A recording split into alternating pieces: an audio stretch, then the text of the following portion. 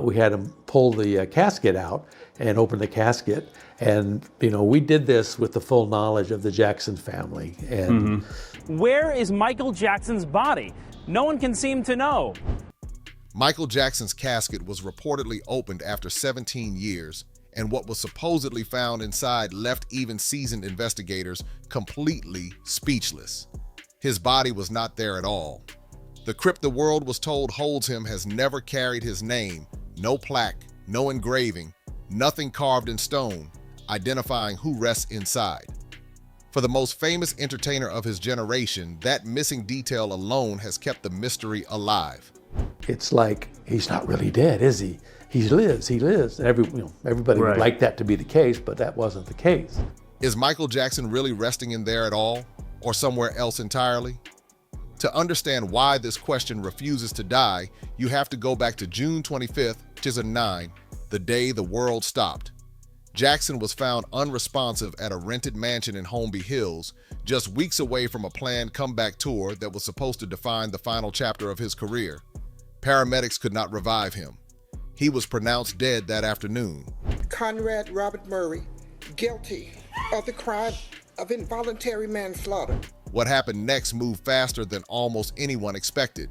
Investigators determined the cause was cardiac arrest, triggered by a dangerous mix of drugs, most notably the surgical anesthetic propofol. Toxicology results later revealed lethal levels of propofol in his system alongside the anti-anxiety medication lorazepam, a combination doctors said should never have been administered together outside a hospital setting with proper monitoring equipment. Coroners eventually ruled the death a homicide, not because someone meant to kill him, but because another person directly caused it through how the drug was administered. Which is exactly why investigators are digging in. Did Jackson's doctors prescribe pills for cash? And did those pills kill him? I spoke with Los Angeles Police Chief William Bratton. We're certainly interviewing doctors, we're certainly interviewing friends, certainly trying to get an understanding of what role drugs may have played in the life of Mr. Jackson. That person was Dr. Conrad Murray, Jackson's personal cardiologist turned full-time physician at the time. Murray had reportedly been giving Jackson propofol almost nightly for months to help him sleep, a drug normally reserved for hospital settings with constant monitoring. On the morning Jackson died, Murray was the only person with him. The law enforcement agency wanted to fingerprint the bottles to see who handled them. Dr. Murray, because there was an assertion at some point that Michael Jackson did it himself. 2 years later, a Los Angeles jury found Murray guilty of involuntary manslaughter after nearly 50 witnesses testified across an 8-week trial. He was sentenced to 4 years, the maximum the law allowed at the time. But California's overcrowding rules meant he only served about half of that. He walked out of jail in October 2013, his medical license suspended, his career finished, but free. This morning, Conrad Murray is a free man. After 2 years behind bars in a Los Angeles jail overnight, Murray was swiftly driven away, avoiding Jackson supporters who were angrily waiting.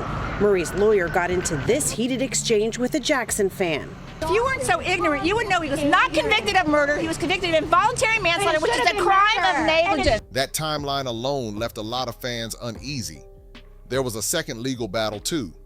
Katherine Jackson and Michael's 3 surviving children, Prince, Paris, and Blanket, later sued AEG Live, the concert promoter behind his planned comeback tour, claiming the company was negligent for hiring Murray in the first place. After an 80-day trial filled with testimony from doctors, family members, and tour staff, the jury sided with AEG, finding the company had hired Murray but was not responsible for his fitness to practice medicine.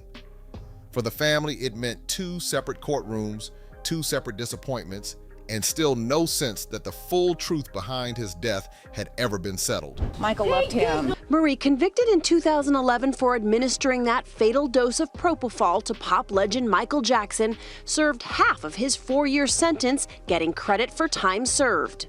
Now, Murray hopes an appeal of his involuntary manslaughter conviction will not just vindicate him, but let him get back to practicing medicine again. After his public memorial, which drew a global television audience, Jackson's family quietly arranged a private burial. On September 3, 2009, Roughly 200 guests gathered at Forest Lawn Memorial Park in Glendale, California, inside a structure called the Great Mausoleum. It is the same building that holds Clark Gable, Jean Harlow, and W.C. Fields, a place built for legends. Michael Jackson's body actually inside the casket during his funeral service. And honestly, this is probably my favorite conspiracy theory surrounding the whole thing. On paper, it sounds simple. A private goodbye, a final resting place among Hollywood royalty. But almost immediately, people noticed something strange. There was no public record of Jackson's crypt listed anywhere in Forest Lawn's official database. No nameplate marking the spot for visitors.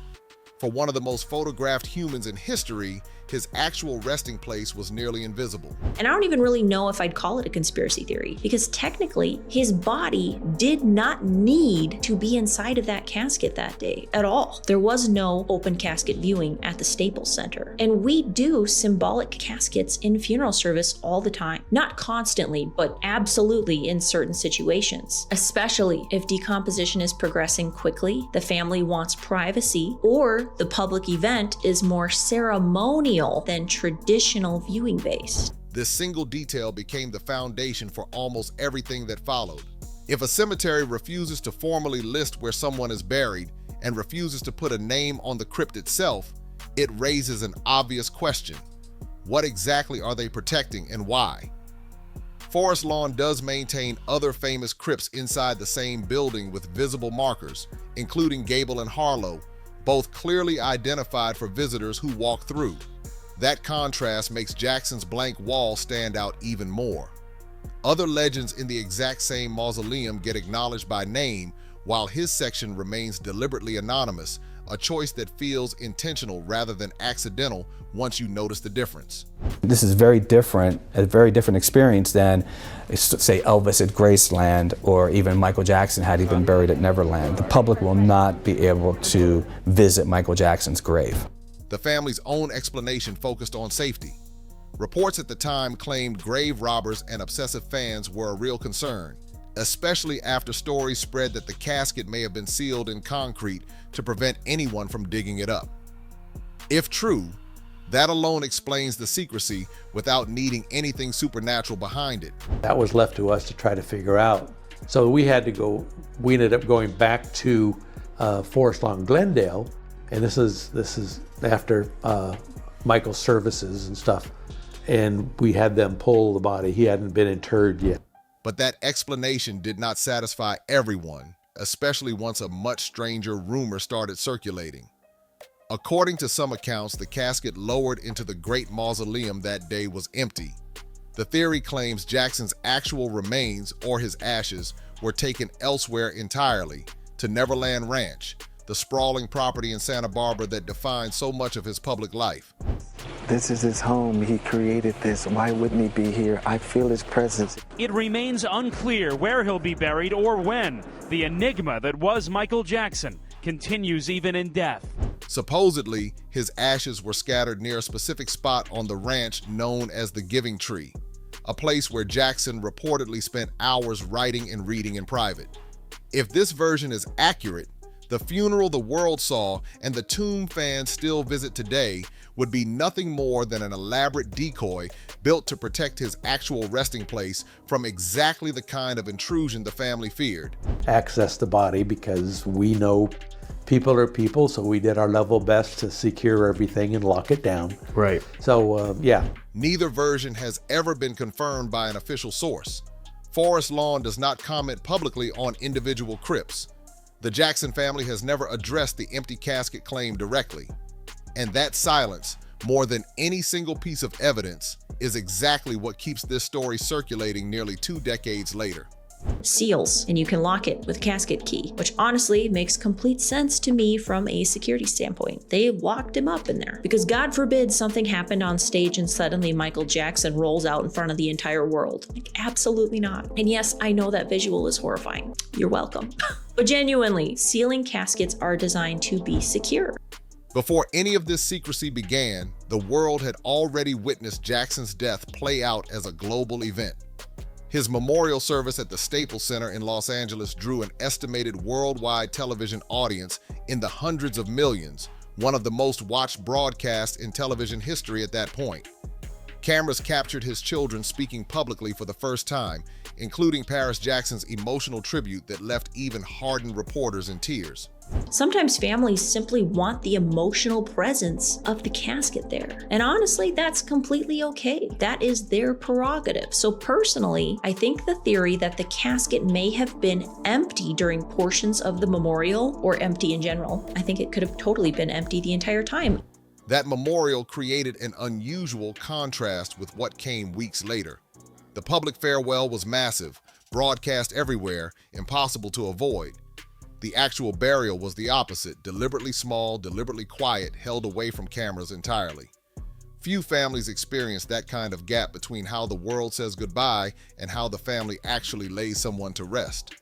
Behind the scenes, the Jackson family reportedly clashed over where Michael should even be buried in the first place. She lists Forest Lawn Cemetery as a temporary location. That doesn't mean he'll be laid to rest there.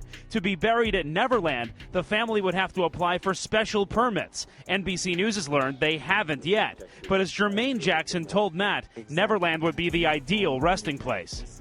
His brother Jermaine pushed for Neverland Ranch, arguing it represented the place Michael loved most and would make the most fitting permanent memorial, similar to how Elvis Presley's Graceland became a pilgrimage site for fans.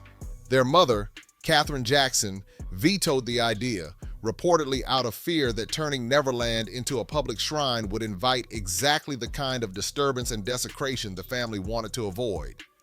Jackson, somewhere behind here, there's a secret shrine to Michael Jackson. What's a shrine? So where people come and leave stuff like flowers, tributes. Oh, yeah. Somewhere here behind these bushes. So we got to get in here somehow. That decision effectively ended any chance of a Graceland-style destination tied to Jackson's name. Instead, Forest Lawn became the compromise, private, secure, surrounded by other legends, but ultimately closed off from the kind of public visitation his most devoted fans might have wanted. Where is Michael Jackson's body? No one can seem to know, but we do know where his brain is.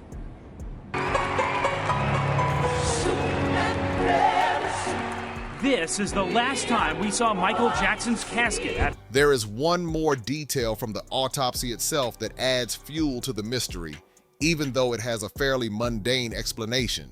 During the original examination, Jackson's brain was surgically removed for toxicology testing, a standard procedure in cases involving suspected drug overdose. Investigators needed to study brain tissue directly to understand exactly how the propofol and other substances affected him. The LA County Coroner's Office has Jackson's brain, at least a part of it. Investigators are analyzing his brain tissue. It's uncommon, but could help determine what killed him. The organ was later returned to his body before burial, according to reports from the time. Still, the image of Michael Jackson's body being buried without certain parts intact, even temporarily, became one more thread for theorists to pull on, especially when combined with the uncertainty already surrounding where his remains actually ended up. Now layer in the theory that refuses to disappear no matter how many years pass: the idea that Michael Jackson never died at all. Investigators are analyzing his brain tissue. It's uncommon, but could help determine what killed him. They'll be looking to see whether there is any evidence of prior brain damage, whether from drugs or trauma or post-viral infection. On his official death certificate, LaToya Jackson provides all the information. Cause of death, deferred. Believers in this version point to the same unmarked crypt as their starting evidence. Why hide a name unless there is nothing real underneath it to hide? They also point to interviews given by people close to Jackson over the years, claiming small slips where someone referenced him in present tense before correcting themselves, treating those moments as accidental confirmations rather than simple mistakes of grief and habit. Skeptics have a much simpler, far less dramatic answer for all of this. Grief affects how people speak. Families protect privacy for reasons that have nothing to do with conspiracy. And cemeteries, especially ones holding multiple global icons in a single building, often keep crypt locations private, specifically to prevent the kind of disturbance Jackson's family said they feared from the very beginning. Michael's life was a great story, but ultimately also a great tragedy. And if you knew him, you know it was full of agony and ecstasy. Come over and talk to him. Which is exactly. But simple answers rarely satisfy when the person involved was as larger than life as Michael Jackson. He spent his entire adult life surrounded by spectacle, lawsuits, tabloid headlines, and constant public scrutiny. It makes a strange kind of sense that even his death would refuse to settle into something ordinary. None of these threads alone prove anything unusual happened, but together they create exactly the kind of vacuum where speculation thrives because the people who could close these questions permanently have simply chosen not to. The only people who would truly know if Michael Jackson's body was actually inside that casket are his family, the funeral directors, and whoever was directly involved behind the scenes. But again, think about the time period we're talking about here. Peak paparazzi culture, worldwide media frenzy, millions of people watching from home, and all it would take is one security breach, one leaked photograph. Consider what closing the case completely would actually require. Forest Lawn would need to publicly confirm the crypt's exact occupant and contents. The Jackson family would need to directly address the empty casket and Neverland ashes claims on record. None of that has happened 17 years later. What we do know for certain is this: a jury convicted a doctor of causing his death. That doctor served 2 years and walked free. A private ceremony placed a casket inside one of the most exclusive mausoleums in America. And to this day, anyone walking through the great mausoleum at Forest Lawn searching for Michael Jackson's name will not find it anywhere.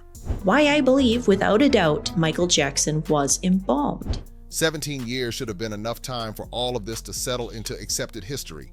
Instead, the questions around his death, his burial, and what exactly sits behind that unmarked wall continue circulating with the same intensity as the day he died. Until someone with real authority breaks that silence for good, the tomb of Michael Jackson will remain exactly what it has always been since 2009. A locked door that the public is never quite allowed to fully open, holding answers that may never come for a man the world still cannot let go of. 17 years ago, millions watched his memorial on television and believed they were witnessing the final chapter. Instead, they were watching the opening scene of a mystery that has no ending in sight, guarded by silence, sealed behind a wall with no name, in a building built for legends who, unlike him, were never afraid to be remembered out loud.